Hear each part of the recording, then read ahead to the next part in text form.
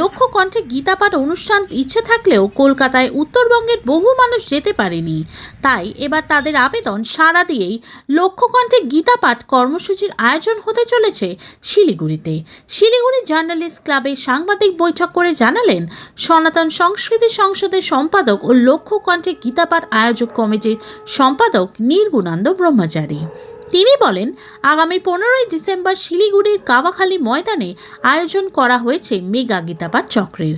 তবে আগামী বছর আবারও এই অনুষ্ঠান কলকাতা ব্রিগেড প্যারেড গ্রাউন্ডে।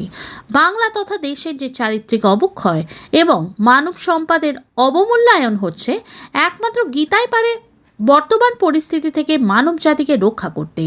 সংসদের লক্ষ্য হল মানুষের মধ্যে গীতা চর্চাকে ছড়িয়ে দেওয়া।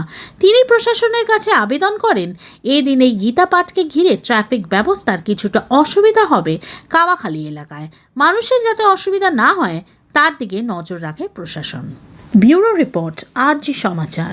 সেই মঞ্চ থেকে আমরা 1 লক্ষ কণ্ঠে গীতা পাঠের এবারের মঞ্চটাই বাংলাদেশকে ডেডিকেট করেছি। বাংলাদেশের সনাতনী মানুষের জন্যই আমরা এইখানে এসেছি এবং বর্ডার থেকে 3 কিলোমিটার দূরে কাওয়াখালীর ময়দানে আমরা এসে পৌঁছে গেছি। ভারতবর্ষের 1000 সন্ত, 1 লক্ষ সনাতনী মানুষ বর্ডারে এসে গেছি। এবার যদি আরও এটাকে নিয়ে বেশি দিন চলে, এটা কিন্তু সংখ্যাটা 1 লক্ষ থেকে কোটিতেও চলে যেতে পারে।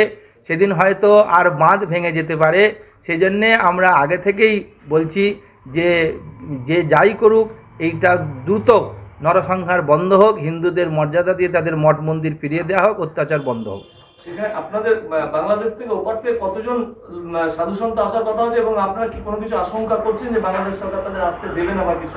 আসতে দেবে না এটাই ধরে নিয়ে আমরা প্রথম থেকেই চলছি যেভাবে চলছে, এবং সেখানে 200 জন মতন আমাদের কাছে নামের লিস্ট পাঠিয়েছেন।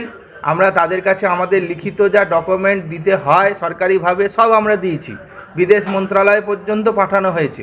কিন্তু সেখান থেকে যা যদি তারা সরকারিভাবে নির্দেশ পেয়ে যদি আসতে পারেন তবেই আসুন, নাহলে তো চুরিয়ে লুকিয়ে বা আমরা তাদের তো উড়িয়ে নিয়ে আসতে পারবো না। আলাদাভাবে সরকারিভাবে ভিসা গ্রান্ট হলেই তারা যেভাবে আসতে পারেন সেভাবেই তারা আসবেন।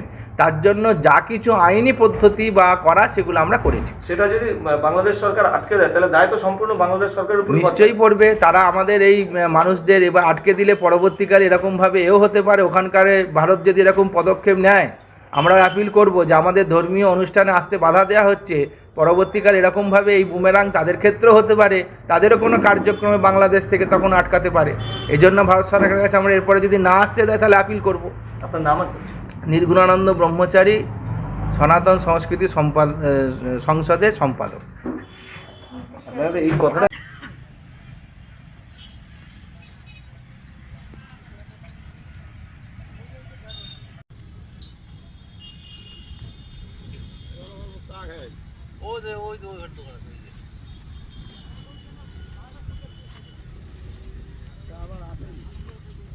যাবো তো আমরা যাবো। রাজু ওই দোকানে কাজ